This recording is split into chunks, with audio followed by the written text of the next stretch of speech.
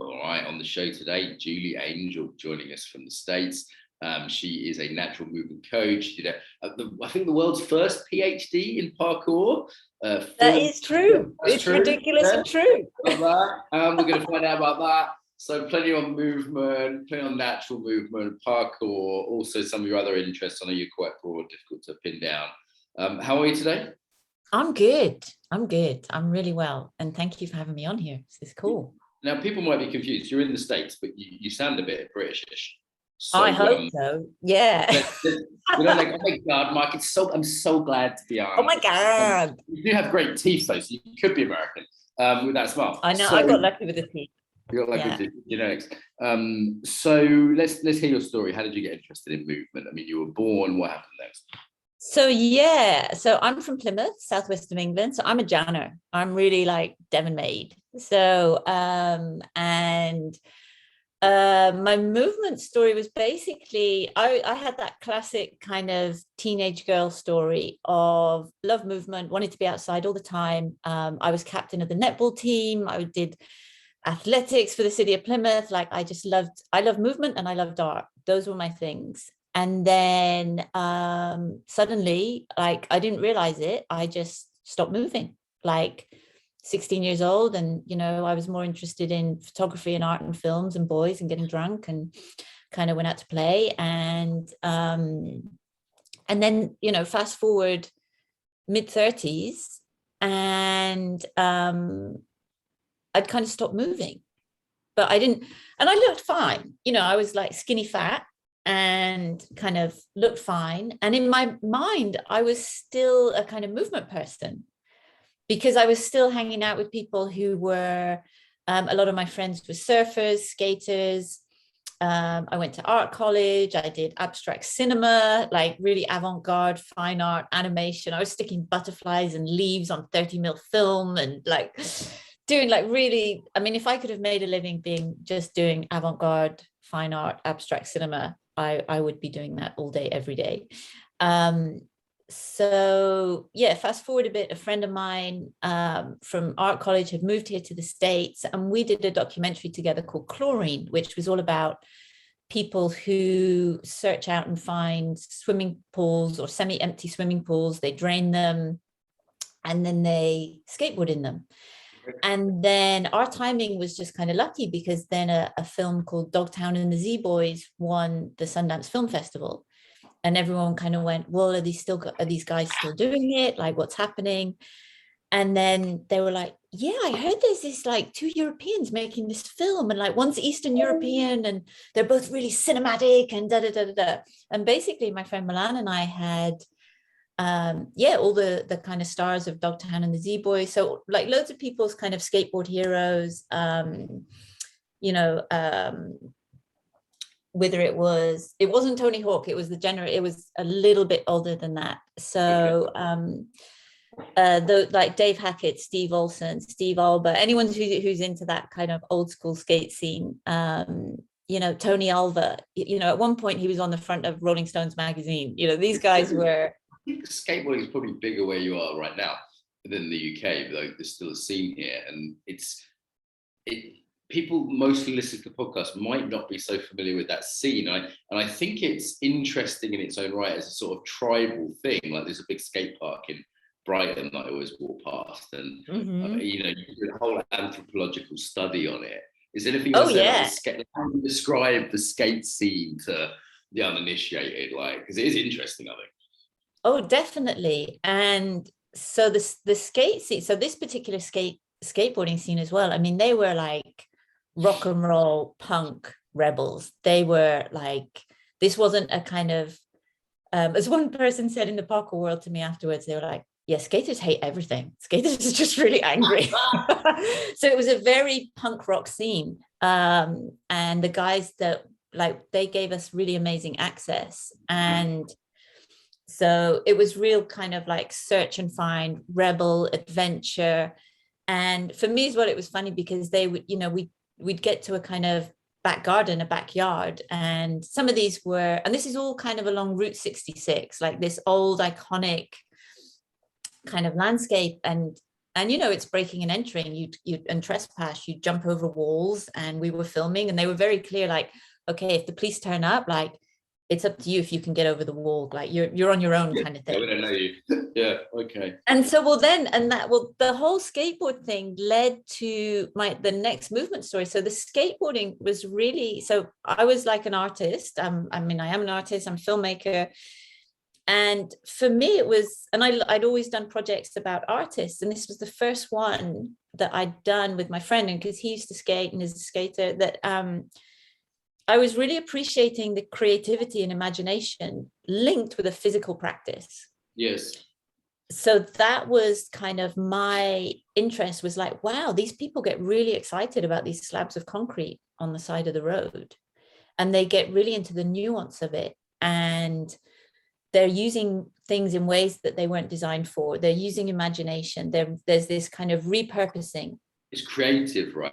Like, unlike, you know, maybe before sort of X Games and competitive extreme sports became kind of big business, it was just sort of for the love of it, for the joy of it. And it was kind of, there's sort of creativity in those things before they became competitive, as they sometimes are now. 100%. Different from sports, isn't it? It was like, very much. You know, even extreme sports seems kind of funny to me, like the original snowboarders and stuff. They weren't really sports people. That sort of no. When I look at it. Yeah. And I mean, yeah, so these, there's a bunch of anthropologists who've done some really cool work around this. So they kind of refer to this kind of aspect as like lifestyle sports. So it's sporting in the sense of, you know, it's an active physical kind of practice, but I mean, there's like, there was definitely no rules. There is definitely an identity piece, right? There's a fashion piece, there's music, there's skater bands, there's skater trainers, skater clothes. I mean, before people really cashed in on that.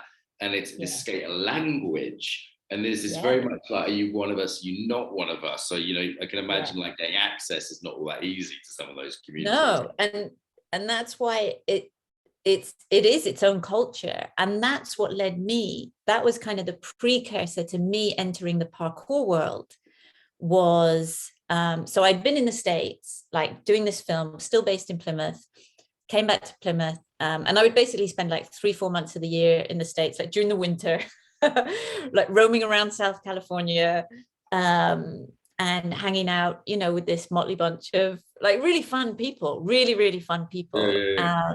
And the thing that was interesting for us is that there was this feedback loop of always kind of going like I'm not an expert in any of this. I didn't do it. So what was interesting is that I didn't embody the act of skateboarding because I wasn't a skateboarder. I did actually roller skate in some swimming pools, which was pretty amazing. And like, I look back on it and I think, how the hell, oh yeah, that was an adventure. That was fun.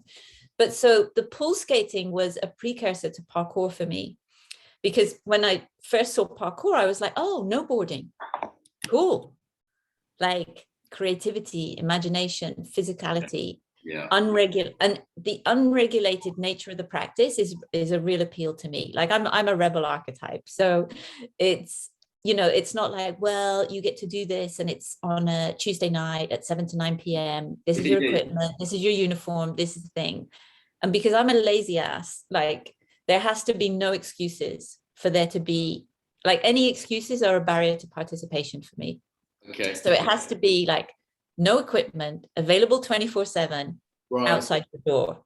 Now I'm like, okay, that's possible then. There's a possibility. It's not organized, is it? And so I remember years ago, I thought I'd looking for a parkour class because I was used to like an Aikido class.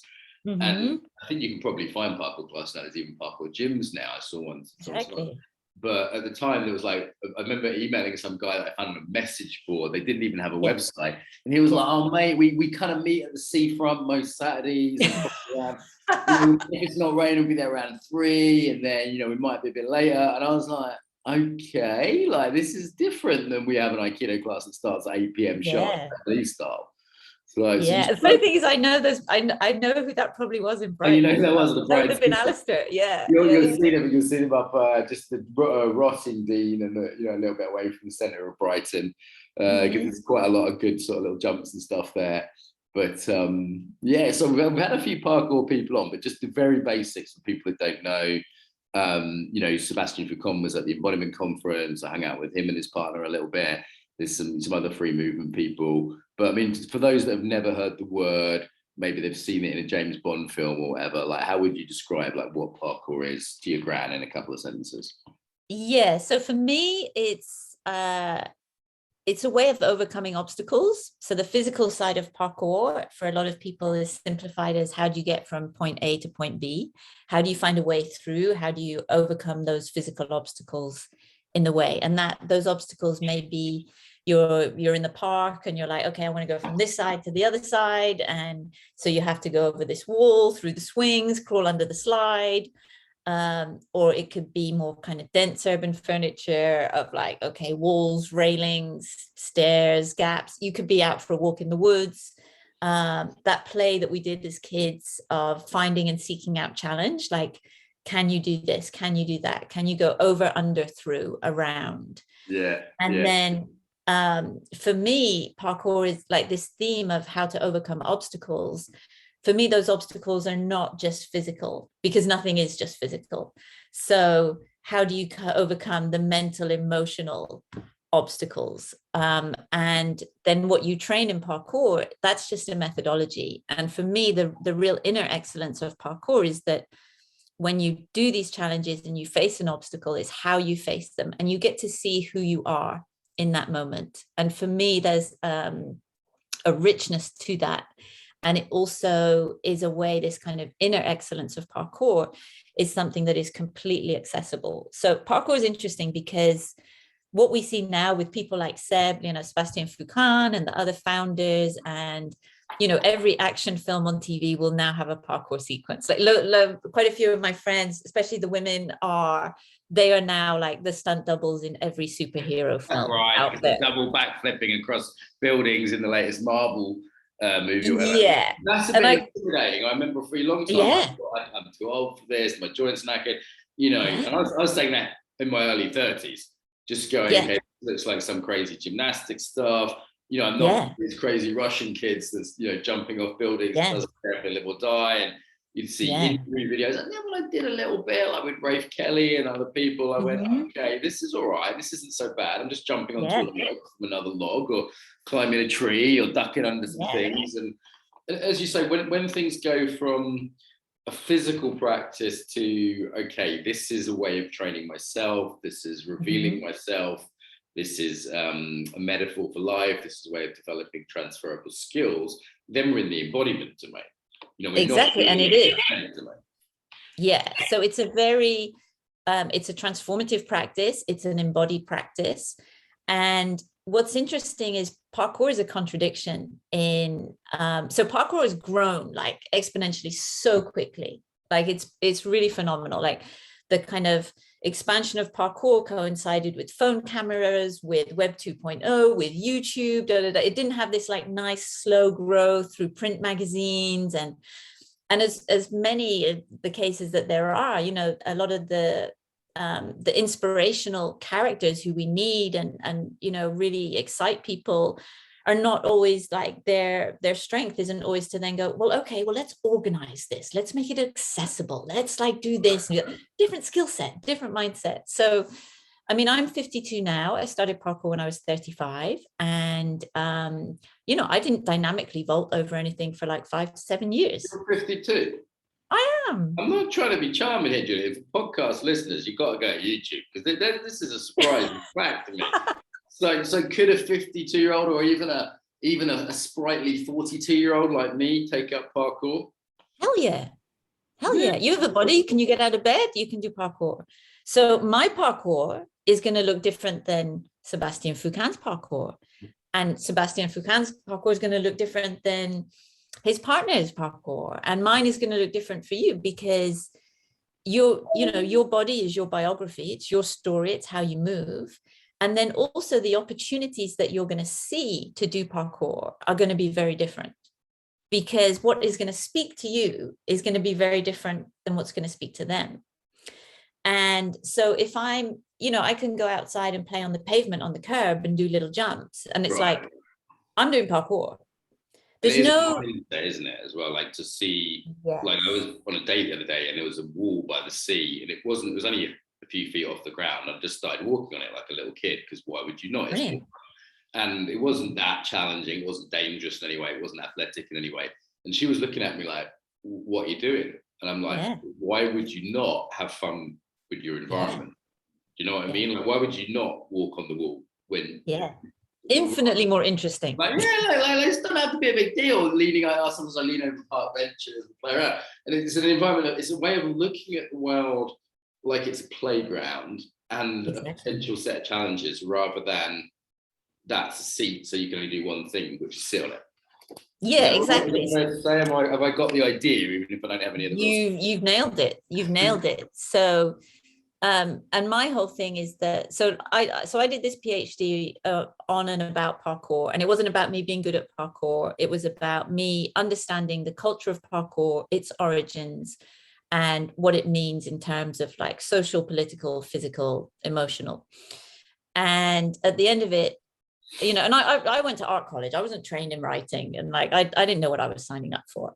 And I kept thinking like, okay, at the end of it, it's going to be like really complicated and really clever, and then I was like, it's identity. Identity. What does that mean in this context? So the practice of parkour allows you to see who you are. The mirror, the idea of the practice as a mirror. Yeah, and so a lot of people are very excited, and rightly so, about a lot of what people refer to as like parkour vision. So this reimagining of the environment. So for me now, the world's a playground. I don't need a gym. Like, nothing wrong with gyms, but I don't need a gym. I'm personally drawn to the outdoors, and also I feel there's huge benefit also in having a variety. Like, our brain and our body both thrive on variety. So if you train on things that were designed for you to pick, like the perfect grip of a pull-up bar versus can you go and find some branches and pull up, the person who's training on the tree will become infinitely stronger than the person on the pull-up bar, because your nervous system, your brain, your adaptation to variety. So this reimagination gets a lot of people kind of drawn in, and I love that, because when you start to realize, okay, the bench isn't just a bench. The bench is not just I sit here, I rest here, I sit and look. And what if the bench is a vehicle for exploration, discovery, self-realization, creativity? On any day, that bench could be a different thing. If the bench is not just a bench, then maybe you're not just what you think you are either. Right, so it creates a sort of behavioural flexibility and therefore identity flexibility. And the sort of socio-political is interesting as well, right? Because people in any authority instinctively want to ban and stop parkour whenever they see it. Even when it's just like, hey, this is people doing something with their bodies. They're not hurting anyone. In fact, normally they're delighting people. When you see the guys backflipping onto Brighton Beach, most people are clapping and taking things. So they're not hurting anyone. They might hurt themselves occasionally, but they're adults, it's their responsibility. But people want to stop it in authority, I've noticed, almost instinctively. Get down from there. Get down. Get down from there. And get down from there. You're supposed to use this as a wall. Why are you using it as a thing to stand on, even though you're not damaging it or anyone? So there is a challenge to the way the world's set up, isn't there? Yeah, it's very, so parkour, a lot of parkour, and here's the thing, like 99% of the parkour world are pretty cool. And as is always a way, the spectacular gets all the attention. So the films I made around for my PhD were based on taking out the spectacle. I was like, what's the everyday? Right.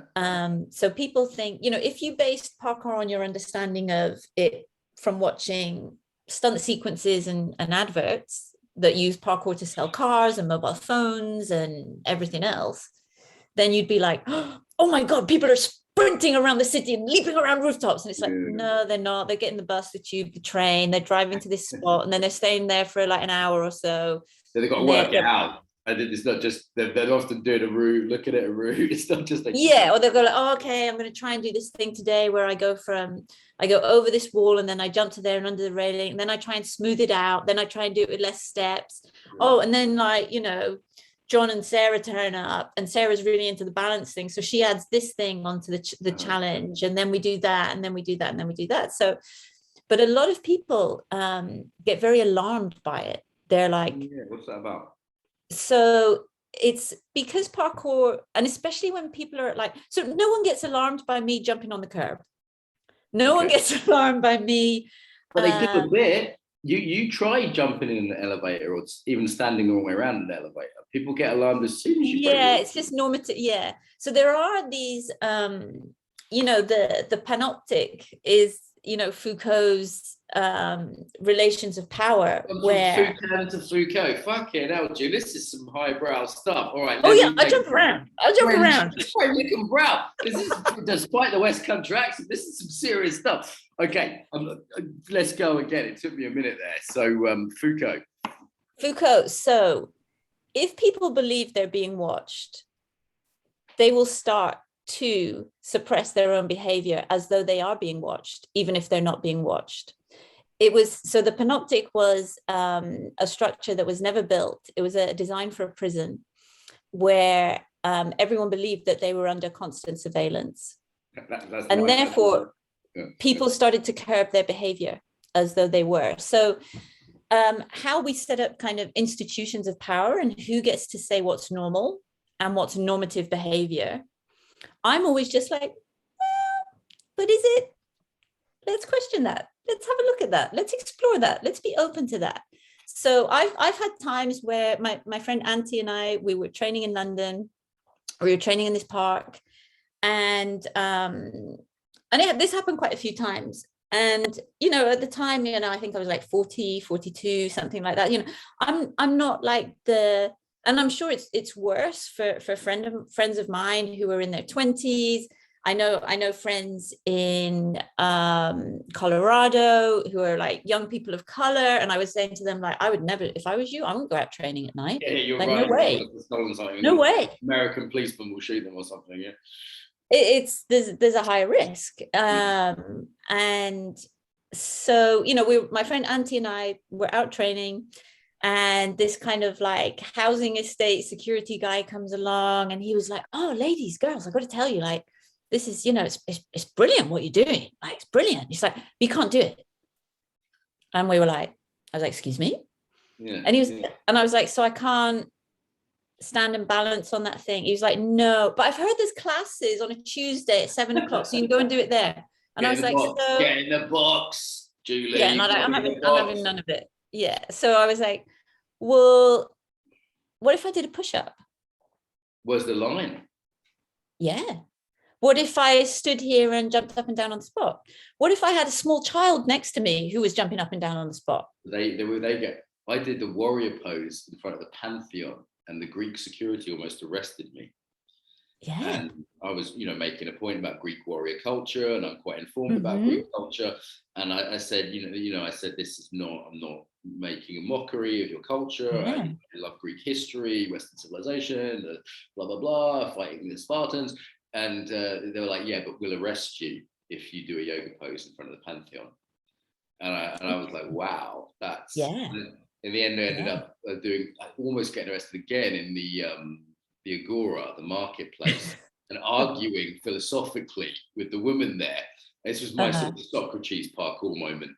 But it's so strange that our bodily movements are in some way threatening to people. Yeah, and also it goes into the realm of like public and private space, because there's a lot of spaces now which look public, but they're actually not. They're privately owned. So you can go and sit on the bench and eat your sandwich at lunchtime, but you can't go and play on that bench. Give me an example of the space that looks public and it is not. In London, in front of, like, loads of the areas of the South Bank are now privately owned, not publicly owned. Okay, so they're sort of letting you walk through there, but they can enforce, whoever owns it can enforce. And in a publicly owned space, can you do what you want? As long as it's not seen to be damaging. Okay, so there's a fine line, and there's an old BBC TV news clip that I was on because a bunch of people had like been doing some antisocial behavior. And this term antisocial is really interesting, because what is antisocial behavior in someone's book? Me balancing on something in a park Someone may decide that that's antisocial. Someone else may go, well, that's what a beautiful thing to see this middle-aged woman doing this. So in the same way, it's like, you know, people who did Qigong and Tai Chi in the park, at some point were seen as like, you know, is this some voodoo hippie weird stuff? And now it's like, oh, it's really nice. It's good mindfulness. You should go and do some Tai Chi in the park. Things get normalized, don't they? And yes. It's not as normalized as, say, in Hong Kong when I went there, but yeah. So parkour's getting a bit more normalized, and it's also getting put in boxes, isn't it? Classes. I mean, are there qualifications? Can you get a black belt in parkour? Like, can you get a teacher's license? This kind of institutionalization is, and you know, there's pros and cons to all of it. And I see kind of similar things that happened, you know, in the surfing world. Like, you'll always get your soul surfers who'll say, like, how could you possibly judge a surfing competition? And in the, you know, there's yoga competitions. I heard that. Yeah. So, you know, that's a funny one, but it depends, you know, but for other people as well, you know, things like parkour gyms are going to bring accessibility to training large groups of people, for young people, all that kind of stuff.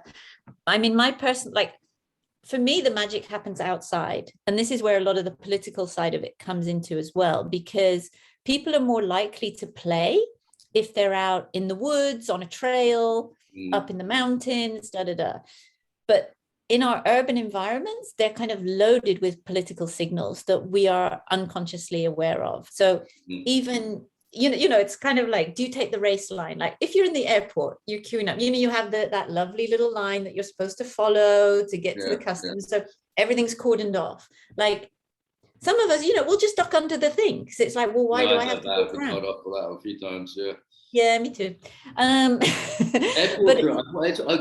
Airports are weird. Power dynamics. Super high security in a way that even a train station is nowhere near, and everyone feels like they have to behave in an airport. Why? I don't know, because you're flying as opposed to getting in a car. But do you know what I mean? Like, there's a level of the power dynamics in airports are frightening. And frightening. People, like I've had people make me, I ducked under a thing once, and someone made me wait 2 hours in another line because I ducked under. They really punished me for it. I'm like, I didn't hurt it. What was the problem? So, they're these really like liminal power authority spaces. Airports are fascinating, and there's a lot of cultural anthropology written about airports. Tell me one liminal power spaces. I'm interested in it. Also, there's this very definite, you could not get on your plane. So there's always this one. I remember I was once, a cabin crew asked me to stow my hand luggage because they're full or whatever on EasyJet ship flight. And I said, oh, fuck. And this guy's English as a second language, he thought I was swearing at him when I was. And he was on the plane. And I was like, this is going to be the last flight out of Geneva. And he's home. It's And then he said, you know, afterwards he said, you know, eventually his boss made me on the plane and said, and then he just came up to me and said, you sit down and don't say anything. And it was like, I'm not used to that kind of power over me, but I really wanted to get on the plane. And that's just not the situation we're generally in. The airports, don't they, in buckets. So tell me one thing about airports, just because I'm in them a lot. No, I mean, so what was the question? Say again. You want me to say? Tell me one thing about airports. So I know there's something weird about them. I just haven't quite figured it out. It's a no man's land. Airports are a kind of like Banana Republic no man's land. They're judge and jury. You're so powerless in an airport. So you're nowhere. You're not really even in the country, like that film, Hanks. And you're powerless, as I found out, you know. And it's sort of sterilized and controlled, and securities. To me, it feels like the vision of how I don't want the future to be, but it seems like it's becoming. And like I've had weird things. Like I always have. I mean, I'm kind of a minimalist belonging wise, but I've had times where literally like I'm taking nearly all my belongings with me, and I have like 20-kilogram like backpack which has all my filming equipment on in it. But no one expects a woman of my frame to carry a 20-kilo backpack, and then like a hand luggage thing.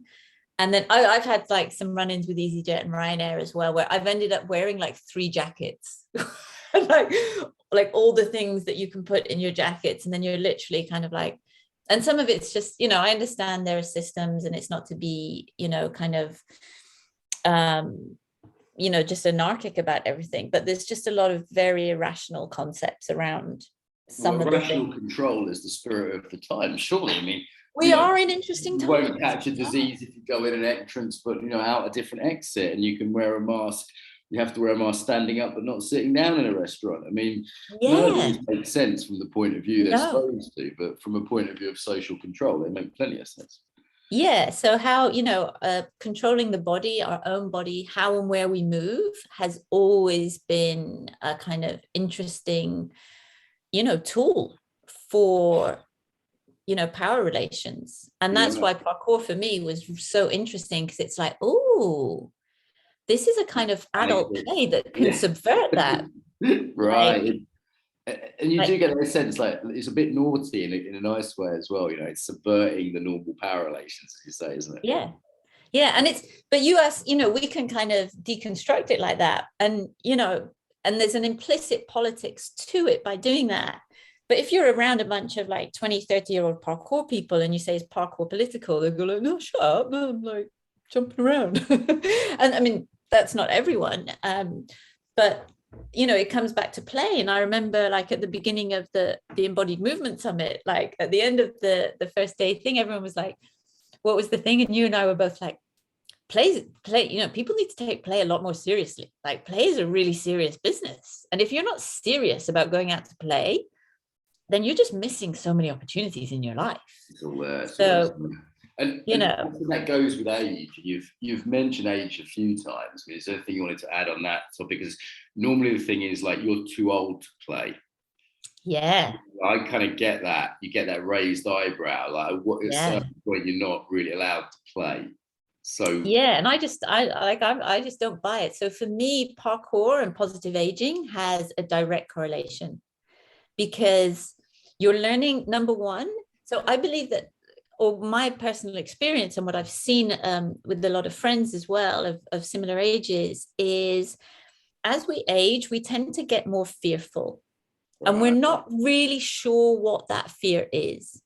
And it's kind of like the layers of an onion. There's just like more and more and more and more and more and more. And like now, we've like supersized that with 2 years of a pandemic.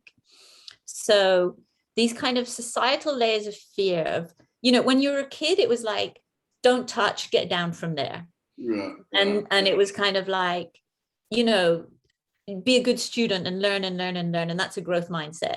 And then when you're in your 20s and 30s, if you haven't done the kind of societal norms, like I was labeled like, Julie, when are you going to get a proper job? You just let me turn my mates told me that. I'm like, no, I'm only twice as much as you can. Unlucky. So it's, the proper and job. I'm not a good employee. I'm just, I'm far better as an entrepreneur and being self-employed and all those things.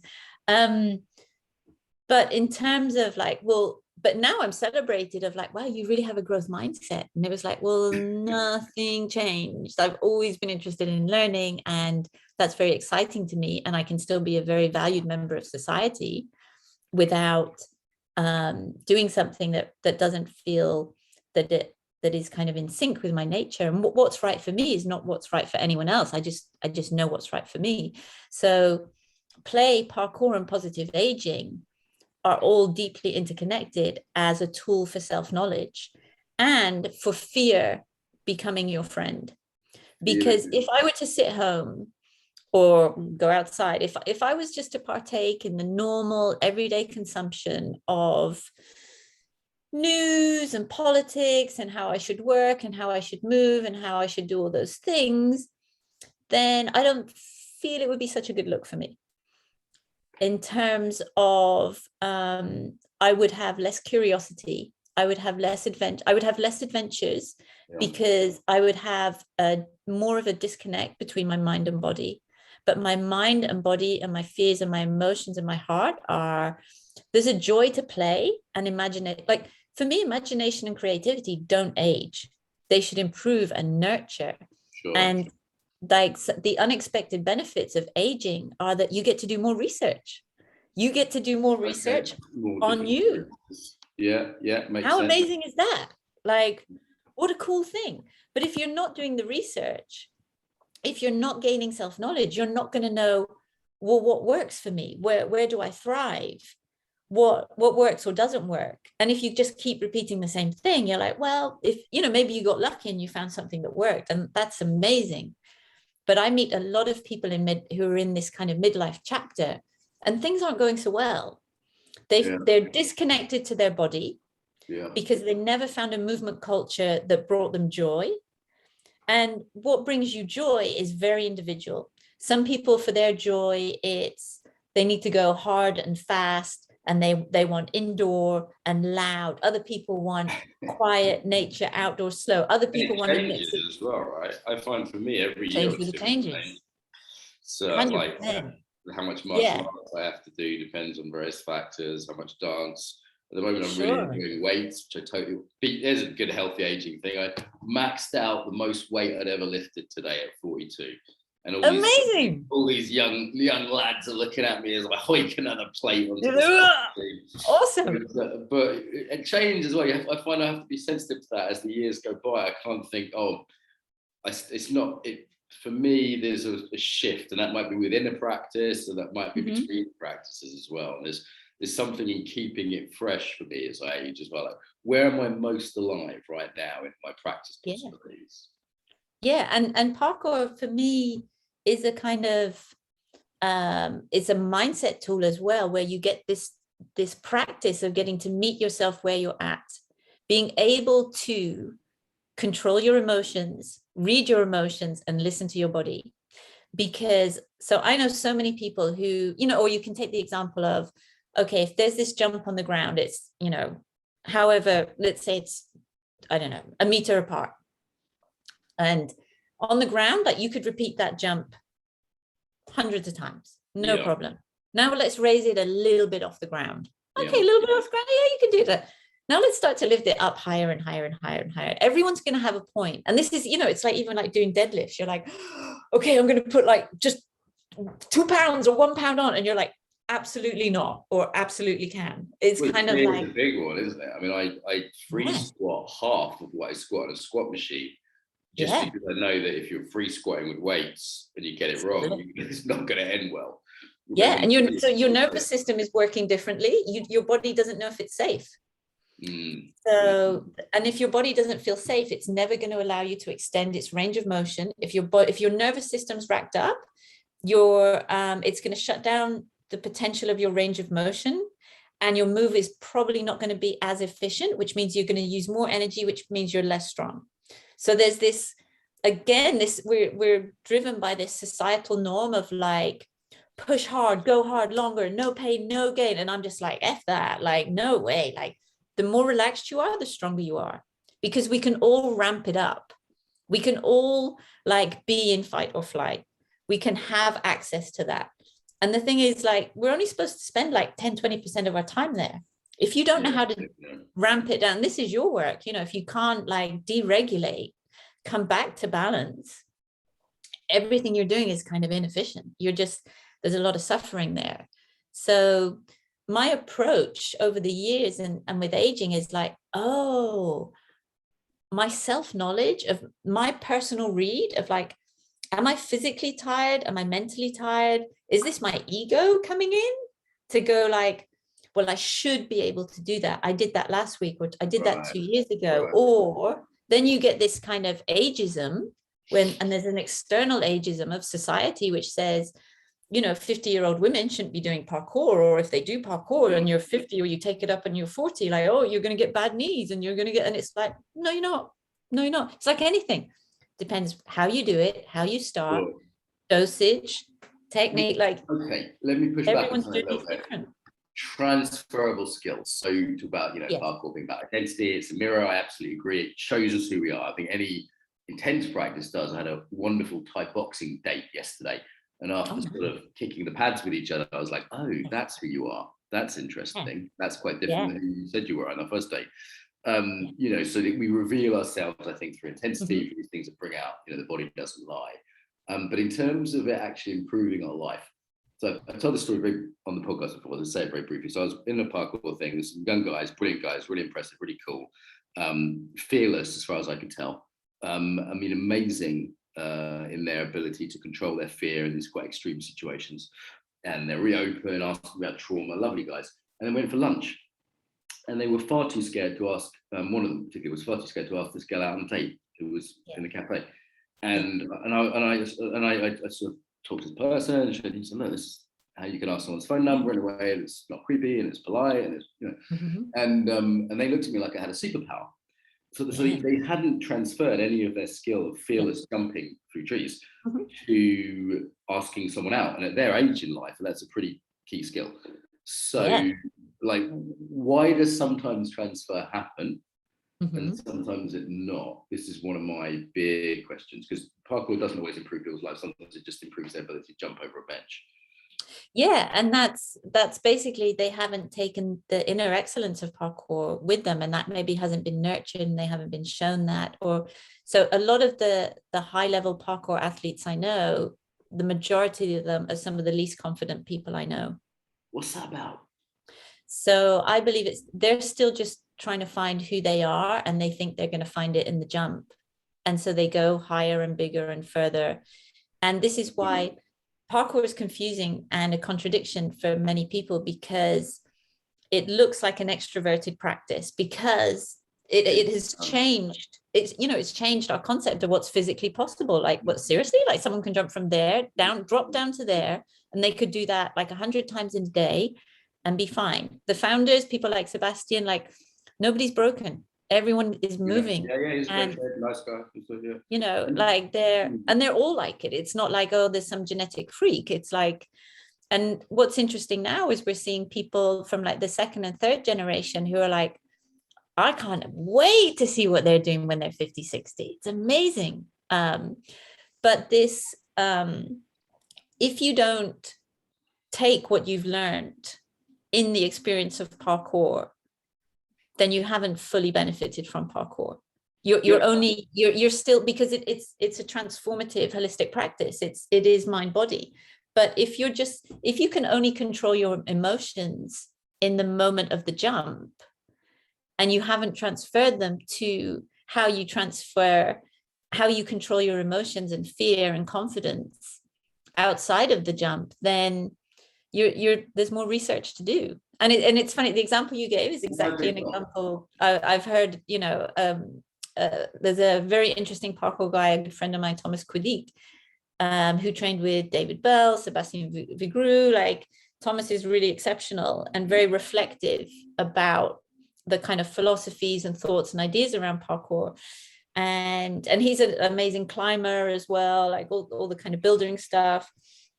And he was like, what's the point in being able to do that jump if you can't ask, a girl out on a date, or you can't ask someone for directions, or you're not prepared?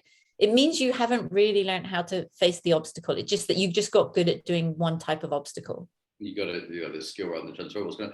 Interestingly, as my intuition as someone who's coached a lot of people was that were I to coach them in social skills, which quite young, these guys, side think they've probably actually done a lot less than most 18-year-olds, because they've been so busy spending 5 hours jumping on stuff. They've probably they've been to a lot less school discos than most teenagers. My suspicion was they'd actually learn quicker than the average person. Yes. My sense was they because they were open, they had some skills already. I'm like, okay, so I started coaching one. I was like, okay, what do you do before you do a jump? It's like, okay, well, I feel my feet and I relax my breathing. And I look at what I'm doing, and and I was like, okay, go do that with her. It's not that hard. And they do have some skills. It's almost like it almost just needs pointing out that it's possible. It's just a missing link. A little practice. Yeah, and it's like, none of us are psychic. If you haven't had that, presented in front of you, or you don't have those role models, or you don't have anyone to mirror from that. But there's a lot of, I have friends in the parkour world, like I say, like I'm 52 and they're in their early 20s, and their kind of emotional intelligence is like off the radar. If I look at where I was at when I was that age, the kids are like, it's phenomenal. Different level, isn't it, in terms of some it's like, so I've also met this is generalizations, but this ability to control your emotions, or not to control it, even to just have access to them, and then make choices in this highly emotional state of fear, is, I think, a great skill for life. And what provokes that fear is different from everyone. what is going to be, you know, a kind of, like I have a very good friend, he's like an elite mover, and he asked me to train him, and I was like, really? Like it was like, seriously? And he was like, yeah. He said, like, you can do things I can't do, and that doesn't make sense to me. And I was like, well, I was like, it's just emotional. And so I would get him to do stuff, and he was just like, God, I have to be so present. It's so emotional. And I was like, yeah. And he came from gymnastics, and there's a lot of, you know, fear and bravery needed for a lot of gymnastic stuff as well. But sorry to interrupt, we don't have long. There's one thing I really wanted to ask you about was snacking. So I'm looking at your Instagram. Oh yeah, movement snacking. Help busy people 40 plus reclaim and increase their strength and confidence. Totally makes sense given what we've talked about. You know, movement teacher, but also the movement snacks. Now I'm a big snack fan. I think we should at least touch on the snack issue before we wrap this up. Let's. So busy lives, people have things they love doing, whether it's like, I want to do martial arts all day, or I want to run all day, or I want to do this, or I want to do that. And what is going to improve someone to age well and to feel confident and brave is to have a more physically capable body that knows how to downregulate, that can have access to that soothed, relaxed nervous system, being in a state of calm. And movement is a beautiful gateway to be able to do that. And movement begets more movement. So movement snacks is basically a way of just going, I'm just going to do 10 minutes. And I thought you meant real snacks. I thought you were going to be an expert in like how to snack and like protein. The smoothies and the... I see the concept as like a 10-minute like micro hit of movement. Okay, that's interesting. It's just not where I thought we were going to go. So I'm working, let's have a day where I have a whole day at my computer. I don't have my embodiment classes. Usually I put in 1 or 2 embodiment classes plus a walking phone call in my day. Nice. Gets a bit of movement in there. But what would I do? Let's say I go, right, I've got 10, 50-minute phone calls today. And I've only got 10 minutes. I often do the therapeutic hour where I have 10 minutes between them. What could I do in that 10 minutes? So you start off with 1 minute of intentional diaphragmatic belly, nose breathing, mouth closed, tongue on the roof of the mouth, go into different positions. So for some people, it's like lying on the back, some people it's lying on the belly. And then as you progress, you can even, like, there's a whole series of kind of loaded diaphragmatic breathing, because your breath work is your neural switch. That's the inroad. And it's also that 1 minute is where you just set the intention of like, this is what I'm doing now. Whatever I just did, gone. Yep. Whatever needs to happen next will happen next. But I've intentionally given myself this time. So that 1 minute is like, you're safe, you're calm, draw the line. Then I spend the next like 2-3 minutes doing what are called like nervous system resets. So this is a lot of movements that are kind of like you cross kind of like what they call the midline, or it can be very kind of soothing movements. So I really like rocking. I really like kind of rolling back, rolling on the floor. This segmental rolls, which are a way to strengthen the body from the inside out. So you've calmed down, you've set the line, you've set your diaphragmatic breath. You do 1 minute breathing, you do 2-3 minutes of resets, then you do like 3 to 4 minutes of mobility. And because unless our joints are happy, our body's not happy. And mobility is again, like, is just the gateway. And then so you choose 3 to 4 minutes of mobility. And there's a whole series that my friend Jared Tavasoli and I created, which are very like anti-sit, because there's a lot of people having to sit for a lot of time. And then the body just closes, it bends over, and we're use it or lose it. You get good at what you do a lot of, you know. And foundation stuff, foundation training. But I just think Angel, the second thing that comes up is movement snacks. And then like the last minute of the movement snacks would be like, depending on how all that feels, like I also see it's like a video game. It's like, okay, level 1, how are you feeling? Maybe you just need to do like 3 minutes of breathing. Maybe you need to just do 10 minutes lying down. But then like each level is like a check-in. You take inventory and then, okay, how am I? Okay, yeah, good. Okay, cool. Go to the next bit. Do a couple of minutes. Oh, how do I feel? Okay, cool. Go to the next. Find that we're annoyingly on time, but where do people go to find out about a movement snack? Is YouTube a good one, or is there a better one? julieangel.com. I have a YouTube channel, or you can also look at movementsnacks.com, and there's a 7-day kickstart your day thing over there. Sounds good. And if people are interested in sort of academic stuff like the PhDs, julieangel.com. all on julieangel.com. Okay, and I've got your Instagram here. I'm following you now. I'll give you my WhatsApp. So if you're back in Britain at any point, do give me a shout. We can go and some nice parks and benches and things on Brighton. So I have. And if you're in Southern California, come play. I'd like that. Right. That's or in Mexico. Mexico. You doing stuff in Mexico? You doing retreats, or what do you do there? No, I just go to Baja a lot. It's like, it's 40 minutes away. That's just nice to go. It's like tacos. Just go surf, snorkel, hang out. Nice. I really enjoy the culture there. So we like it there as well. I spent last winter in Mexico in Madeira now. Anyway, this has been a real pleasure. Julia, I hope we become friends. Nice getting to know you. We are friends. I think of you. Yeah, but more and more. So do you have a sort of final closing message about the body, or about movement or aging, or anything at all to close us off here? Yeah, go outside and have a look at what you could go over, under, through, or around, and do something that you want to do, and be playful. And it's okay to feel weird. It's not easy to be the weirdo in the park, and just to know you're not alone if you are. Thanks, Julie. You're welcome. Thank you so much, Mark. And thank you